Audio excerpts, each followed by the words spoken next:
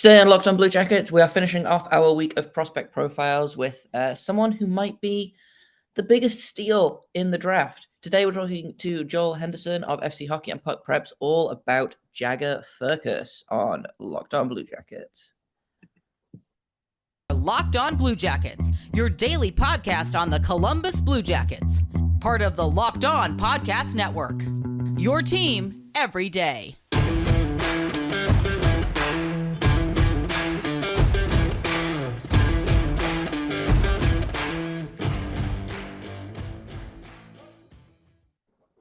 Hello and welcome to Locked on Blue Jackets, part of the Locked on Podcast Network, your team every day. I am, as always, your host, Jay Foster, here to bring you all of the news and the stories and everything you could want to know about the Columbus Blue Jackets or potential future Columbus Blue Jackets, and also my dog, who has decided he wants to be on this episode of the podcast. Today, we've got Joel Henderson back to round off our week of prospect profiles, and we're talking about Jagger Firkus, who I feel like is not getting as much love as he should in terms of the coolest name award potential, but he's a really, really exciting player, and super excited to talk to Joel about him. So I'm just going to get right into it.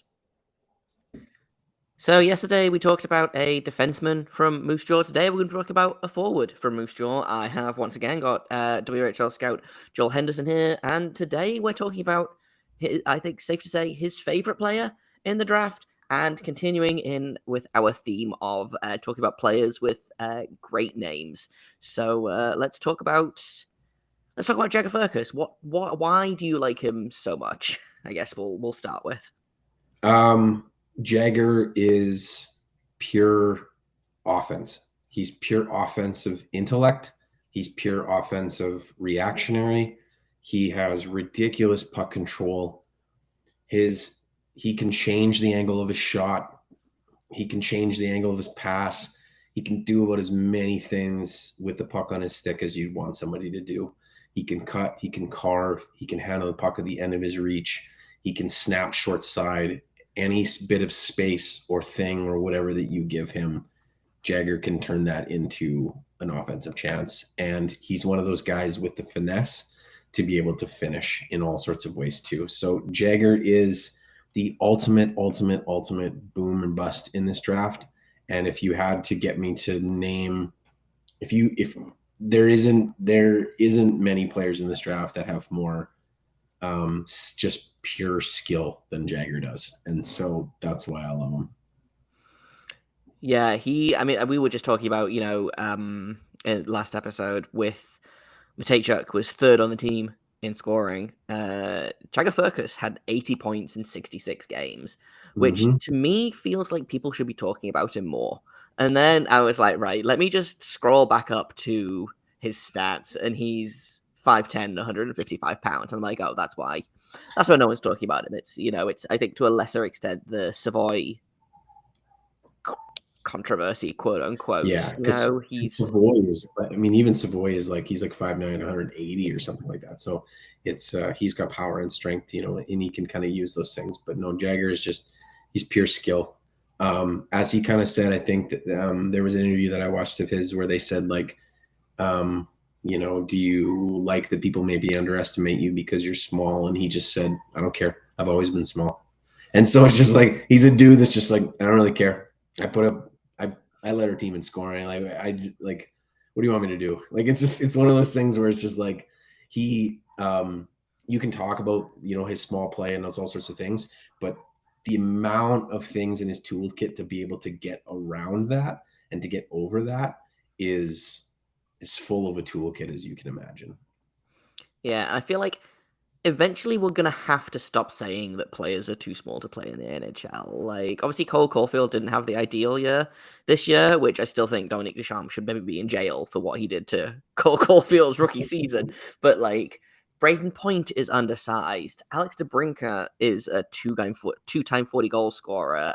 Johnny Gaudreau, obviously, who you've watched a lot, I imagine, was lights out this season for Calgary. Yeah. At some point we have to stop being these players are too small to play in the NHL, and just accepting that sometimes small guys can just rock.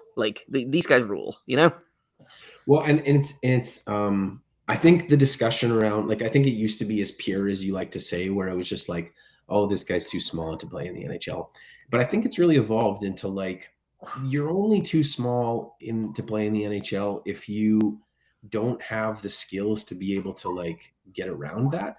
And so normally in the past, it was just like, when you're talking about a guy who was smaller, what you wanted them to do is you wanted to be described as like a bulldog, as a mean, like he doesn't back down from anyone, yada, yada, yada.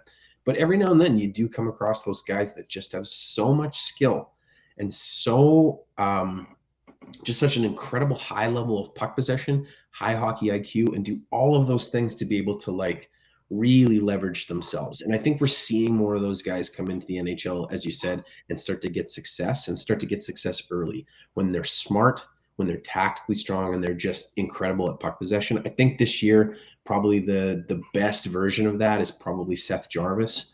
But even Seth Jarvis, I think when he was drafted was 180 pounds. But he's not a big guy. He doesn't play big. Like, he doesn't go and be mean in the corner sorts of things. He outsmarts you. He's a possession player. He's got speed. He's got tactics. He's got reach.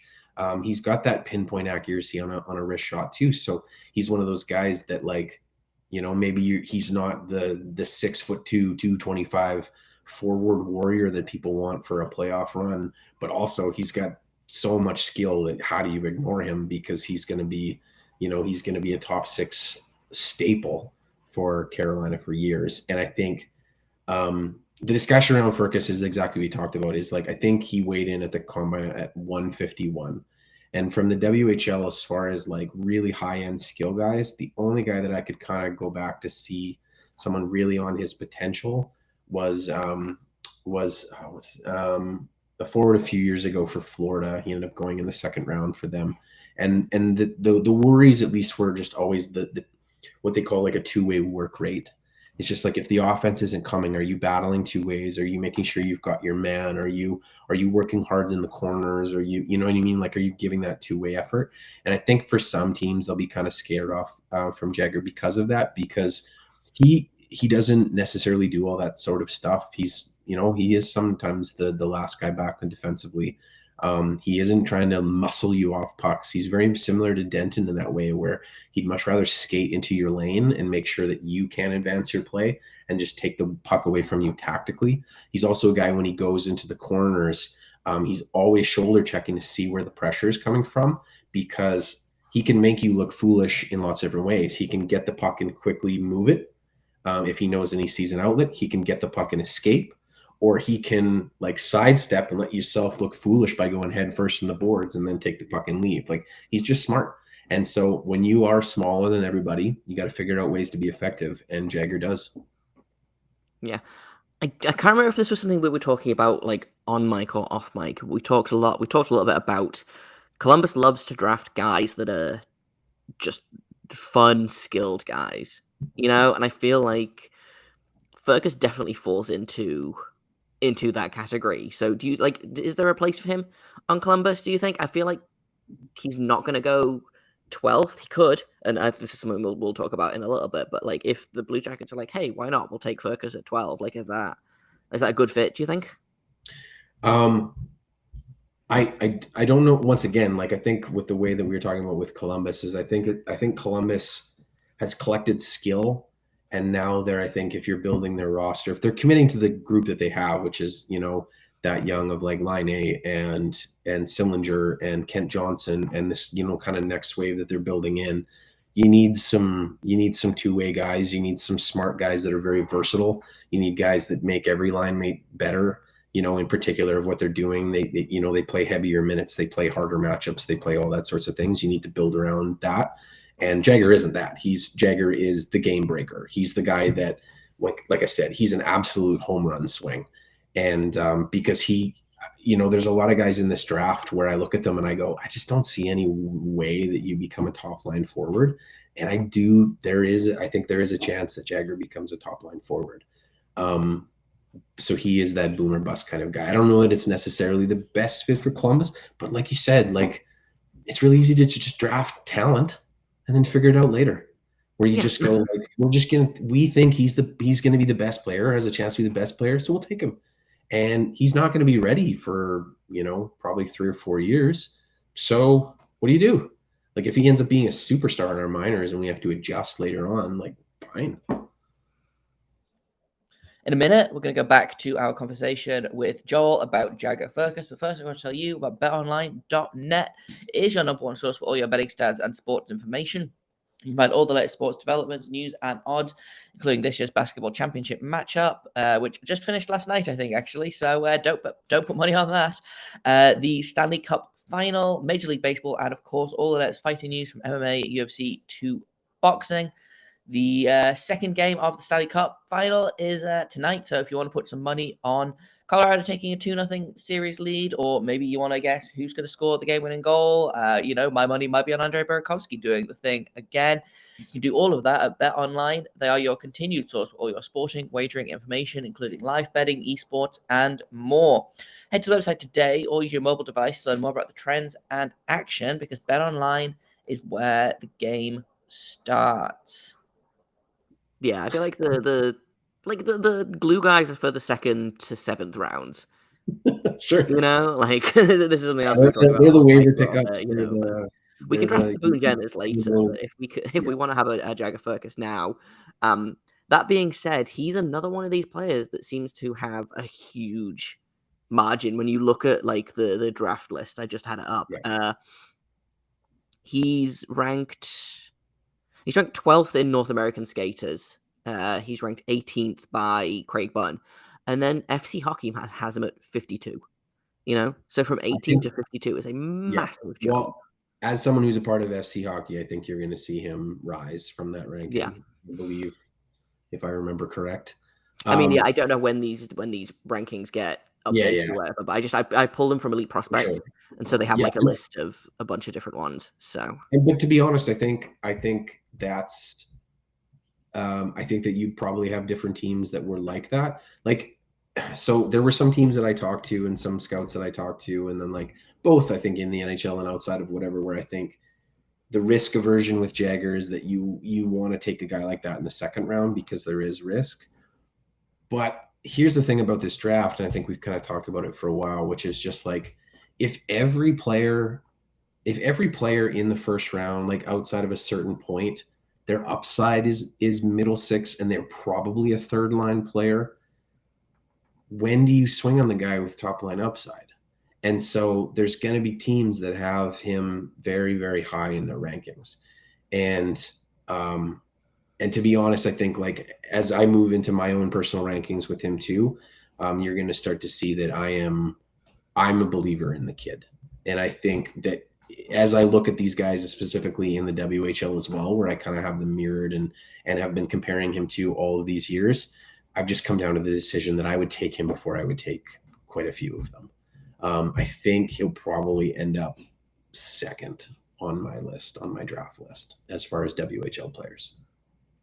Yeah, it's always so interesting to me because I feel like obviously different scouts value different things, and then different ranking lists. I know the Bob McKenzie one is super accurate because he obviously is the insider of all insiders. So I feel like his is based on talking to teams and asking, well, who are you going to pick? And then he built his list from that, as opposed to ranking best players. But it's always so interesting to talk to different scouts who clearly value different things and have, obviously you've got a guy like Firkus second on your list of WHL prospects.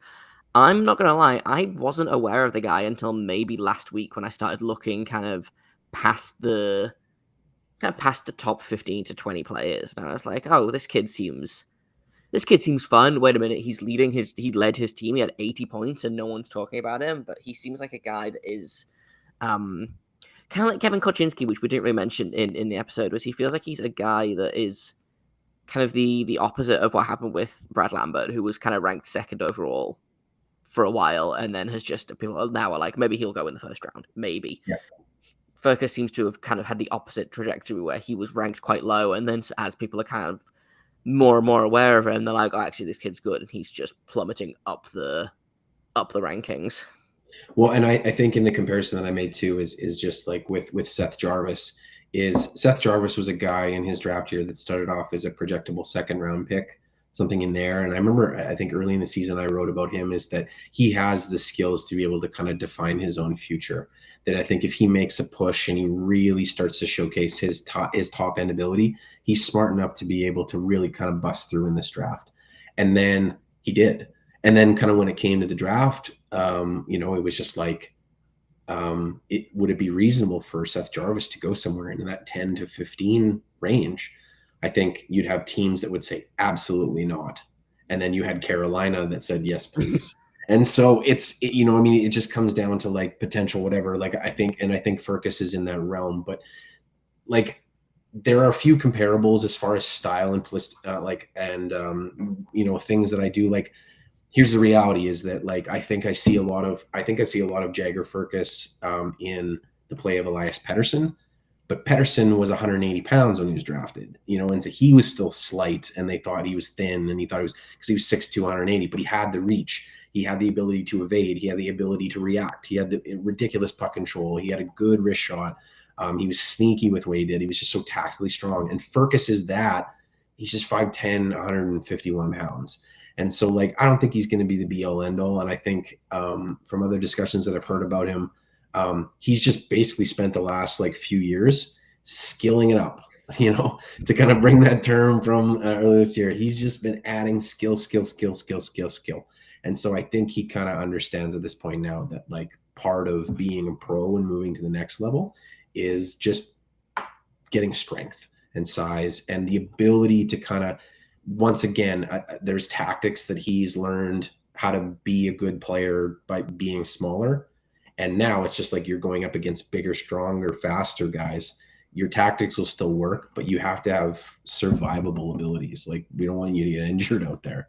A guy just really just taking you off of your feet. So it's just like, I think if he can get to, I don't know how tall he's going to be, but if he gets to 5'11", 175 pounds, I think that's a very, very, very playable weight for what he does kind of thing at the NHL level. So it's going to take some work. It's going to take some very strategic eating habits and stuff in the gym and size and strength and that kind of thing. There's going to be teams that are very curious about building his strengths, but the reality is just like I said, his offensive toolkit, his creativity, his hockey IQ, it's off the charts. And so he's a guy that there's a world where he never plays the NHL, and there's a world where he's a top line forward. So I would bet on him personally. He'd be a guy in this draft that in the right spot, I think, especially in that, like in those teens, like I think if you can get him there, I think you're laughing. But like you talked about here, like a part of the ranking too is that he was flying around under the radar, I think, for a lot of people, and a lot of teams were really hesitant on him. And then they went to the top prospects game, and he made a couple of plays that got people out of their seats.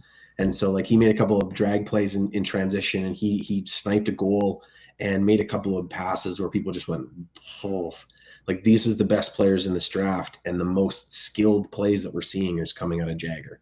And so you can't ignore that. And for me, those are players that I go, you have the hard part figured out. We just have to make sure that you're survivable at the next level. And to me, I personally, that's a kid I want. Give me the skill. We'll figure it out later. Yeah, I feel like people always talk about you can't teach size, and like obviously you can't, but I feel like you also can't teach IQ, And the kid's only, I mean, is he 18 yet? No, I don't think so. Yeah, he turned end of the last month. He turned Okay. April. He turned 18, so he's barely 18. He's still a kid. He's not done growing. He could have, it's not unheard of that he has another growth spurt and maybe hits 6 foot. Yeah. But I feel like you also can't teach hockey IQ. I'd rather have a smaller, smarter player than someone who's like 6'5" and only knows how to hit. Yeah. So I think sometimes in this draft it comes down to philosophy in the rooms of scouting.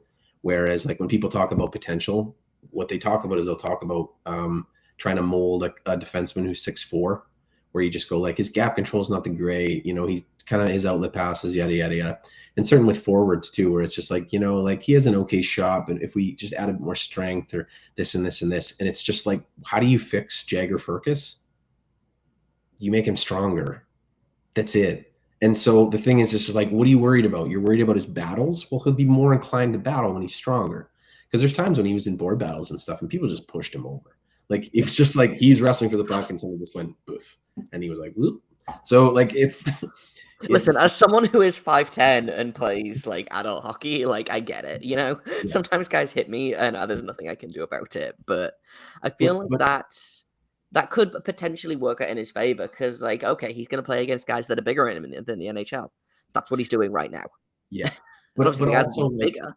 But once again, like, tactically and smart, like there was in the playoffs, Moose Jaw was up against the Winnipeg Ice, who was just, they have a loaded amount of talent. Like, so does Moose Jaw, but you know, Winnipeg had the first and second, you know, they've got Geeky, they've got Savoy, they got a really, really well put together roster. Whereas Moose Jaw still has like another couple of years to build with this group. But so with Firkus, there's times when he's in heavy on the forecheck. He's the first guy in there, and they've got like 2 defensemen trying to get the puck from him and another center trying to fish the puck out of his feet. He didn't give him an inch. He's just like shouldering this guy off and then trying to drag with this foot, gets us to his stick. They knock it back in, whatever. And so, like, there was a couple of board battles where it was like a 3-on-1 against him and he came out with the puck, or he was able to maneuver a place where he was able to pass to a teammate. And you're just like, you know, regardless of the skill, regardless of the size, regardless of this, regardless of whatever, like he doesn't shy away from big moments and stuff too. And he's one of those kids that, once again, if you're looking to add an electrifying potential player, like he's it in a nutshell. yeah, I was gonna ask you about his weaknesses, but I feel like his weaknesses are mostly that he weighs 150 pounds, you know? But if you know, obviously in a perfect world, you'd be like, how do you make him a better player? Well, you make him grow 3 inches, you know? What can he work on? Like, what aspect of his game can he turn up to a training camp and a coach will be like, right, do this, this, and this? Is it literally just go to the gym and get bigger? Or is there things in his game that are like, oh, if you tweak this one thing or you do this, then it'll make it so much easier to play against these bigger guys? Yeah, no, I think whoever drafts him and brings him into camp, the part of camp that you're going to do with it, and I think they do it with all of their prospects and stuff too, is I've seen a lot of different camps where they run through, not only are they running through all the other stuff, they run through nutrition with them. They teach a lot of the kids how to like cook on their own. How to cook, yeah. Like, you know what I mean? Like, this is, if you want to be a pro, this is how the pros think about their diet. This is how the pros think about this aspect and stuff too. So there's a lot of teams that run through that in particular. But with Jagger, especially if I'm targeting him as a first round pick, I would just spend the money and make sure that he's connecting with a nutritionist and connecting with somebody who can privately kind of work with him in the gym. And it's hard to do, I think, as a prospect, if you're traveling and going all over everywhere, but it's just something to continually work on. Like, like, you're not going to bulk him overnight. What you're just trying to do is set up good habits for him. So you're just going like, here's how we're going to change your diet. Like, it's going to be, we're going to get more protein into you. We're going to get more of this. We're going to try to start building muscle. And so we're going to start to try to build muscle in the lower body. You're going to do more of these kinds of things. Like, I'm not a complete gym rat, but the reality is just, he's got to get some more, lower body strength. He's got like I said, he's got all of the tactics things. You're not trying to make him a bulky player. You're just trying to make him more, you're trying to add core strength. You're trying to add leg strength. You're trying to do all that sort of stuff. It's just, the reality is, if you want a highlight reel from the WHL, the guy that you want to watch is Jagger Firkus, because he put together some things where very, very, if you really pay attention, it's just like he scored goals when the goaltender opened up that small little window short side and he sniped it. It's like, oh wow, he just manipulated that guy's feet. Oh wow, I can't believe he did. Like, there's so many things where it just kind of brings you out of your seat, where you're like, there's no one even in this draft that's like capable of that stuff. Because once again, he's 5'10", but he's got a huge wingspan, and he protects the puck in all sorts of body angles and all sorts of body spaces. So he's very hard to get the puck from. And he's just one of those guys that offensively in the flow of things, he makes everyone better. And then the other thing too, I think when you add strength, then one of those things that you gradually add as well is you encourage him, especially when he turns pro, that it's just like, you can't shy away from this two-way play. Okay, you got to get back and back check and be a little bit more assertive in making sure that you take your man, making sure you're stick checking, making sure you're getting that inside body position. And you can do that, but it's just, at this level, at this stage of the game, it's just like, if I was a coach and he was just like, can I just focus all on offense? I'm more inclined to be like, yeah, man, like we need a couple goals here and like we need you. So, and so he's kind of that guy too. So Yeah, I feel like there's such a, and this was more of a problem with John Tortorella, is I feel like there's such a need, or like an instinct with coaches to be like, you have to be a two-way player. You have to be able to play defense. Like some guys are just good at, and that's like, I think that's why Patrick Laine didn't have a very good season last year, is because they tried to make him into this two-way 200-foot player. And he's Patrick Laine. You put him on that face-off dot and you get the puck to him. And I feel like Jagger Firkus is obviously, he doesn't have that kind of, I don't think you put him in that kind of Ovechkin line A, like, and to a certain extent, Steven Stamkos style. If you just put him in one spot and watch him fire the puck, but you play like he feels like a player that you put in a position to succeed. Well, the thing is there's a lot of players in the NHL that are finesse players that are just incredible players that have, Firkus has a terrific one-timer shot that he just didn't ever really get to use because he plays with a guy very often who is more the one-timer guy. So Firkus is more the setup guy. Like we talked about this on the power play and stuff too, but like Firkus ran the power play for a good period of time where he was the guy at the back because his control, his puck control, his vision, the way that he sets up plays, and then he had a shot to be able to like one time from the point too. So like he's got an array of plays. Like I was talking to a scout one time and they were like, yeah, but does Firkus have that shot to be able to be more of that exterior player at the NHL? And I was like, yeah, he does. And he was like, he does? And I was like, yeah, man, watch his shot. Like, it's just like he can blast one-timers. He can finesse pucks. If you put a poor puck in his feet, he will still get that shot off and get off that shot accurate. He's so adaptable and that kind of thing. And I think, once again, when you think about the players who are at the NHL level and are some of the stars at the certain level, it's just like, the Sebastian Ahos, the Johnny Gaudreaus, the Artemi Panarin's, the Elias Petterssons. They're not the guys that you're just like, oh, they're winning every puck battle in the corner by being a beast. It's just like, nope, they're an offensive force and they're great at it. And so, like, once again, I'm not comparing those guys, I'm not comparing him to those players, but I'm just saying that, like, when you have as much talent as Jagger Firkus is, you just do everything you can to try to make it work. And the people who go, he'll never work, are just going to be one of those people who are mad when Jagger scores his first, 16-point season. So, like, the range of possibilities for him is very wide, but the payoff is very huge. Yeah. He feels like a player that's going to make every team that didn't draft him pay. Yep. In the same way that, like, I feel like Alex DeBrincat is one of those players where, like, you draft me in the second round, I'll show you, But once again, like with the range of outcomes, like I said, I went back to like in my mental like memory of like, here's guys that I think have similar playing styles to them. What were they at the draft? Like how heavy were they?